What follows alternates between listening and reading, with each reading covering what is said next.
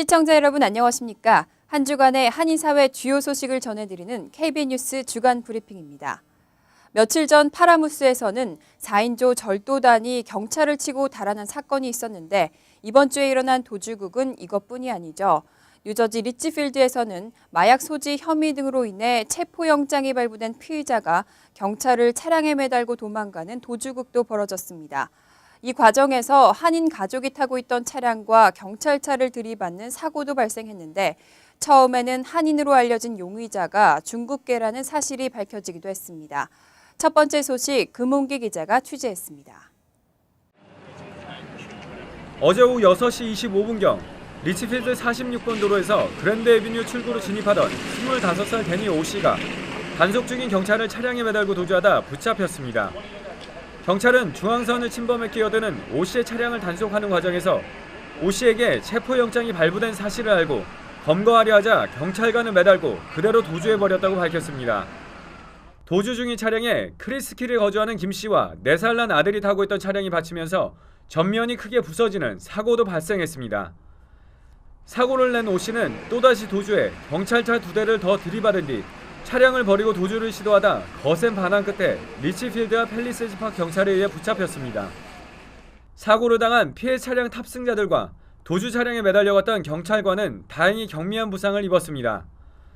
오 씨는 마약 소지 혐의와 가중폭행, 난폭운전과 체포 불응 등 총 11가지 혐의로 체포돼 현재 버겐 카운티 구치소에 수감 중이며 보석금 25만 달러가 책정됐습니다. KBN 뉴스 금홍기입니다. 지난 7월 뉴욕시가 뉴욕시 소상인들을 위한 정책 스몰 비즈니스 퍼스트를 발표했었는데 그동안의 시행 결과는 어떨까요? 개선이나 문제 해결은커녕 더 많은 티켓과 벌금이 소상인들을 힘들게 하고 있습니다. 주성훈 기자가 보도합니다. 지난 7월 뉴욕시가 밝힌 스몰 비즈니스 퍼스트 운영 계획은 11개에 달하는 뉴욕시의 관련 기관들이 상호 공조해 소상인들의 억울한 피해를 줄이고 단속보다는 소상인 교육을 강화하는 데 초점을 맞추고 있습니다. 특히 복잡하고 까다로운 규정과 법 내용을 소상인들이 이해하기 쉽도록 개선시켜 상인들의 단속 적발 건수를 줄여간다는 계획입니다. 하지만 이러한 발표에도 불구하고 오히려 뉴욕시 내 소상인들에게 발부되는 벌금과 티켓이 늘어나고 있는 것으로 나타났습니다. 뉴욕시 환경심사국의 자료에 따르면 지난 7월과 8월 뉴욕시 소방국과 위생국, 보건국 등이 소상인들에게 부과한 위반 티켓은 총 11만 7,615개로 지난해 같은 기간에 비해 18.7%가 상승했으며 2012년보다 무려 34% 상승했습니다. 소방국과 빌딩국이 발부한 티켓 및 소환장은 전년 대비 각각 53%, 22% 증가했으며 위생국은 17% 증가했습니다. 또한 뉴욕시 푸드트럭 연합에 따르면 푸드트럭당 매달 평균 740달러의 벌금을 뉴욕시에 납부하고 있는 것으로 나타났습니다. 소상인들은 드블라주 시장 정권 이후 인스펙션 과정이 더욱 까다로워지고 검사관 방문도 잦는 등 단속이 더욱 거세지고 있다며 주의를 당부했습니다. 또한 소상인들은 관련 기관들이 소상인들과의 소통도 없이 자신들 간의 회의만을 통해 소상인 정책을 발표한다며 소상인들의 의견에 귀 기울이는 것이 먼저라고 불만을 토로했습니다. KBN 뉴스 주성훈입니다. 뉴욕시에서 한인들이 많이 사는 지역하면 퀸즈를 빼놓을 수 없습니다. 하지만 정작 퀸즈에는 한인들을 위한 변변한 시설조차 없는 실정이죠. 한인들의 염원이었던 동포회관 건립 추진이 본격화되고 있습니다. 금홍기 기자의 보도입니다. 지난달 24일 퀸즈 한인회는 메린다 캐치 퀸즈 보로장과의 만남에서 한인 동포회관 건립 추진 지원에 대한 긍정적인 답변을 받아냈습니다. 캐치 보로장은 한인회가 200만 달러를 모금하면 보로청 측에서 약 250만 달러를 지원하는 방안을 검토하겠다는 입장을 나타냈습니다. 한인회는 약 700만 달러의 예산을 들여 3만 스퀘어피트 규모의 동포회관 건립을 계획하고 있습니다. 지난 1월 한인회가 퀸즈 한인 동포회관 건립 추진위원회를 발족시킨 후 현재까지 마련된 금액은 약 57만 달러. 동포회관 건립 지원에 대한 보로청의 요구 조건을 충족시키기 위해서는 150만 달러의 기금 모금이 더 필요한 실정입니다. 한인 사회에서 200만 달러의 기금 모금이 성사되면 한국 정부에도 100만 달러 정도의 매칭 펀드 지원을 요청해 건립 비용의 나머지를 충당할 계획입니다. 한인회는 회관 건물을 통해 연령층에 맞는 각종 교육 프로그램을 운영하고 최대 300명 이상 모일 수 있는 공간을 마련한다는 구상입니다. 일단 한 150만 불 정도만 저희가 손에 쥐고 있으면은 지금 이제 퀸즈보로에서 그 펀드도 저희가 받을 수 있고 또 한국에서도 받을 수 있고 이러면 지금 동포회관 그 건립 문제는 아주 이렇게 굉장히 쉽게 이렇게 풀려나갈 수 있는 그 문제를 생각합니다. 한인회는 오는 21일 오후 7시부터 프러싱 대동연회장에서 퀸즈 한인 동포회관 건립을 위한 1차 기금 모금 행사를 개최할 예정입니다. KBN 뉴스 금홍기입니다. 미국에서 첫 에볼라 감염자로 확인됐던 40대 남성이 결국 사망했습니다. 에볼라 바이러스에 효과가 있는 것으로 알려진 백신 GMAP까지 동인하면서 에볼라 바이러스 확산에 대한 우려가 점점 걷잡을 수 없이 커지고 있습니다. 텍사스 헬스 프레스비테리언 병원은 미국 첫 에볼라 감염자로 확진을 받은 뒤 격리 치료를 받아온 토막스 에릭 던컨이 어제 오전 7시 51분쯤 숨졌다고 발표했습니다. 라이베리아에서 지난달 20일 텍사스 댈러스에 도착한 던컨은 5일 뒤 이상 증세를 느껴 병원을 찾았지만 당시엔 에볼라 환자로 분류되지 않고 항생제만 처방받은 뒤 귀가한 바 있습니다. 그 후 병세가 악화돼 3일 뒤인 28일 병원에 입원했고 이틀 뒤 에볼라 감염 사실이 확인됐습니다.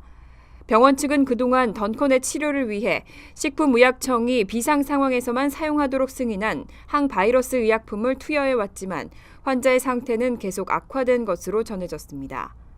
이 가운데 던컨이 머물렀던 아파트 내부 조사에 참여했던 달라스 카운티의 경찰관 한 명이 에볼라 증상을 보이면서 프레스비테리언 병원에 입원 중인 것으로 알려졌습니다. 이 경찰관은 아파트 수색 작업 당시 보호 장비를 입지 않은 것으로 밝혀졌습니다. 한편 연방정부는 에볼라 확산을 방지하기 위해 우선 5개 공항에서 체온 검사를 실시하겠다고 발표했습니다. 이번 주말부터 뉴욕 JFK 공항에서 체온 검사가 처음으로 시행되며 워싱턴의 덜레스, 시카고의 오헤어, 애틀랜타 하츠필 잭슨, 뉴욕 리버티 공항에서는 다음 주부터 실시됩니다.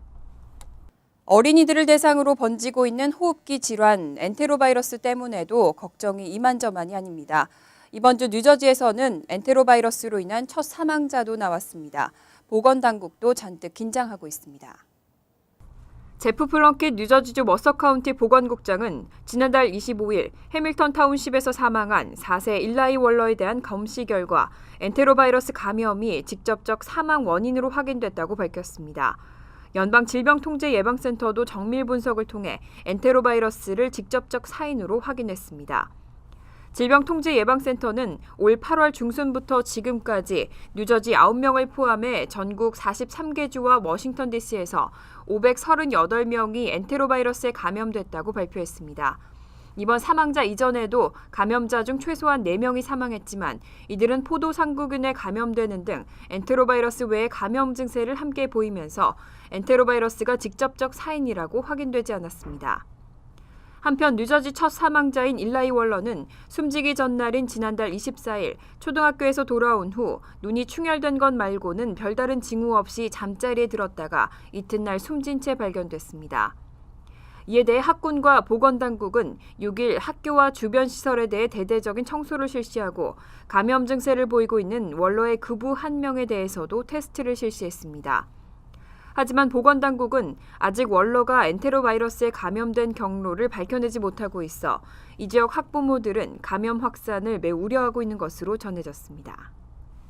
얼마 전 JP모건 체이스의 고객 정보를 빼돌린 해커들의 공격 소식 전해드렸습니다. 그런데 이 집단 해커의 공격을 받은 금융기관이나 업체가 최소 9개나 더 있다는 보도가 나왔습니다. 블룸버그 통신은 시티그룹과 이트레이드 파이낸셜, 오토매틱 데이터 프로세싱, 리전스 파이낸셜 등 총 4개 금융기관과 급여 처리 업체 역시 해커의 공격을 받았다고 보도했습니다. 익명을 요구한 업계 관계자에 따르면 이들 중 시티그룹과 이트레이드 등 최소 2개 기관이 지난해 해커들의 타깃이 됐으며 사건 발생 직후 사이버 보안 전문가에게 네트워크 점검과 잠재적 피해 조사를 의뢰한 것으로 전해졌습니다. 현재 해커들이 이용 고객의 어떠한 개인정보를 얼마나 빼내는지는 공식적으로 확인되지 않았습니다. 다만 타깃의 컴퓨터에 악성 코드를 침투시켜 개인정보를 빼내는 방식이 JP모건 체이스 해킹 방식과 같다는 것이 소식통의 설명입니다.